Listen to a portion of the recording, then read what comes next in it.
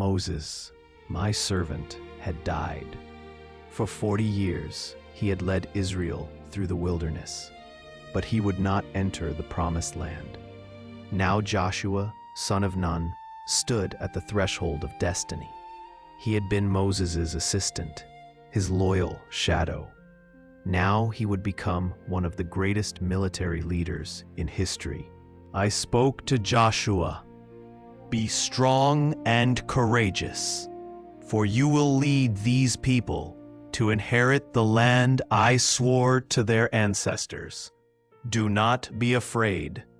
Do not be discouraged, for the Lord your God will be with you wherever you go."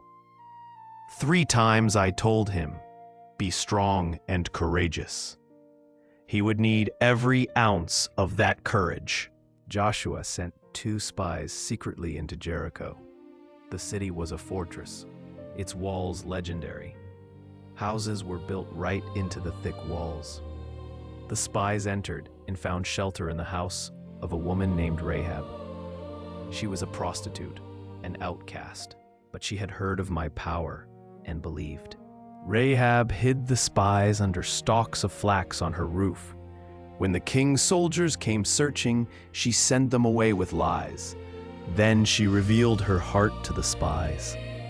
"I know the Lord has given you this land.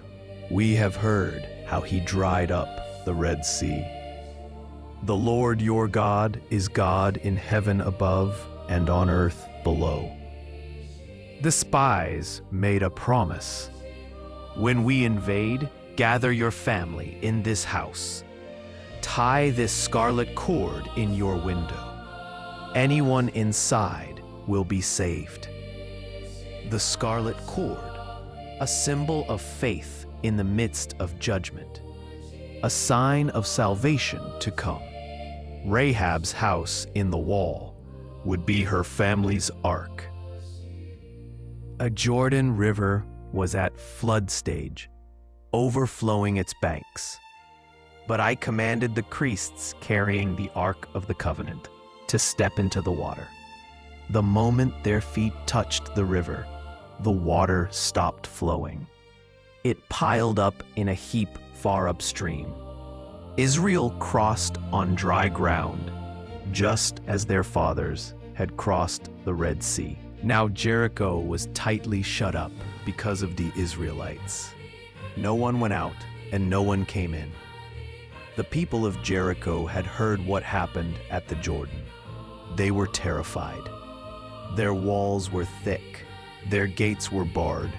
They trusted in their fortifications. But no wall could stand against me. Near Jericho, Joshua looked up and saw a man standing with a drawn sword. "Are you for us or for our enemies?" Joshua asked. "Neither," he replied. "I have come as commander of the army of the Lord." Joshua fell face down in reverence.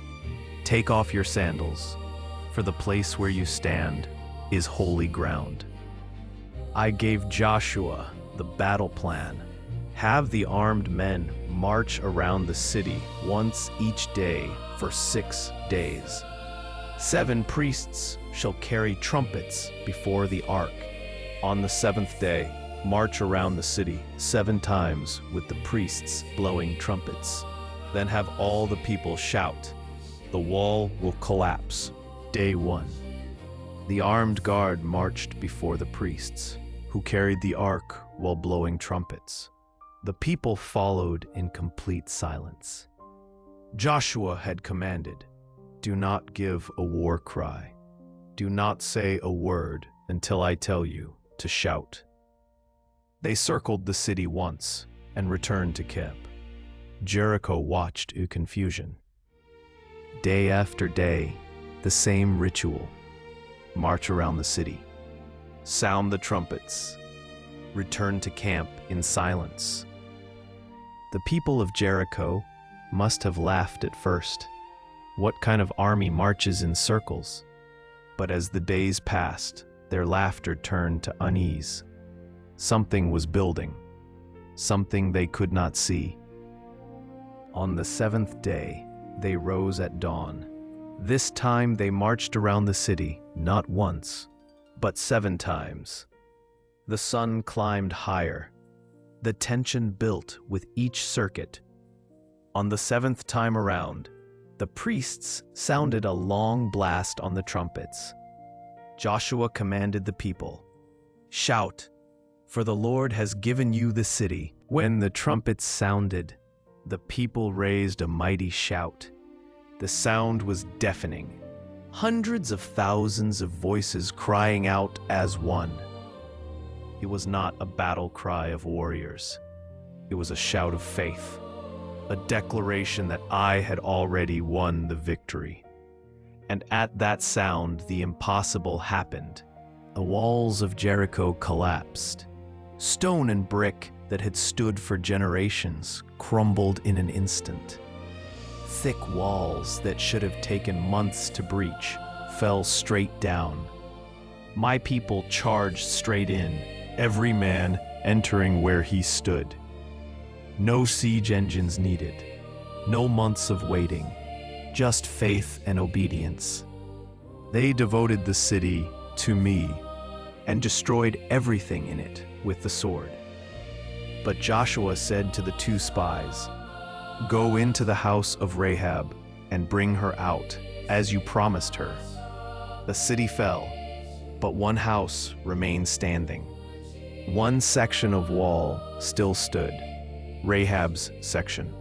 The spies went in and brought out Rahab, her father and mother, her brothers, and all who belonged to her.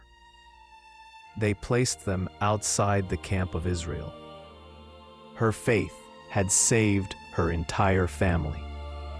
The prostitute of Jericho became a daughter of Israel. She would become an ancestor of King David and of the Messiah himself. So I was with Joshua, and his fame spread throughout the land.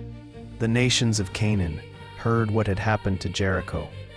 Some would fight, others would surrender, but all would learn that nothing could stand against the God of Israel. The conquest had begun. Joshua set up 12 stones from the Jordan as a memorial.